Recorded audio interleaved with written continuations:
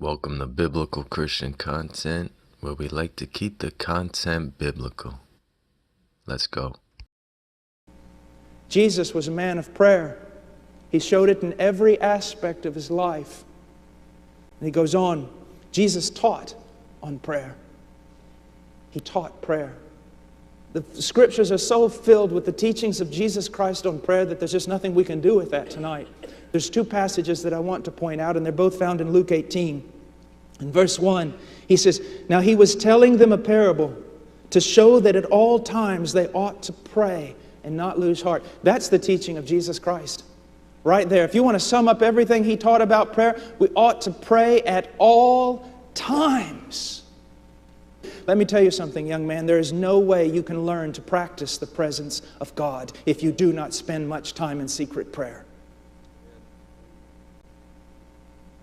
The power to practice the presence of God, the power to live a life of prayer, to always be speaking with the Father, that is born out of secret time with the Lord, segments of time with the Lord in prayer.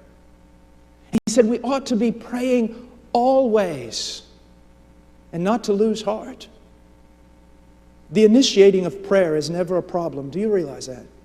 You have initiated so many petitions before the throne. The question is, have you wrestled them through?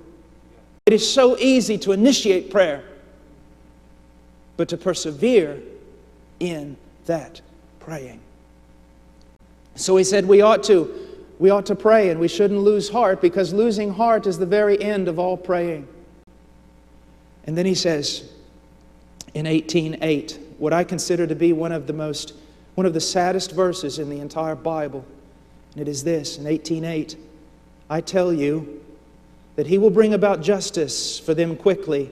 However, when the Son of Man comes, will he find faith on the earth?" Now, why is that so sad? Jesus has just given them a parable to demonstrate to them why they should always pray and not lose heart. It's almost as though Christ is going, listen, my Father is faithful. My word is true. He's willing to do far more than anything you could ever ask or think. I am telling you, ask and you'll receive. Knock and it'll be open to you. Seek, you'll find. And then the Lord stops and goes, but then again, when I return, will I find anybody believing this?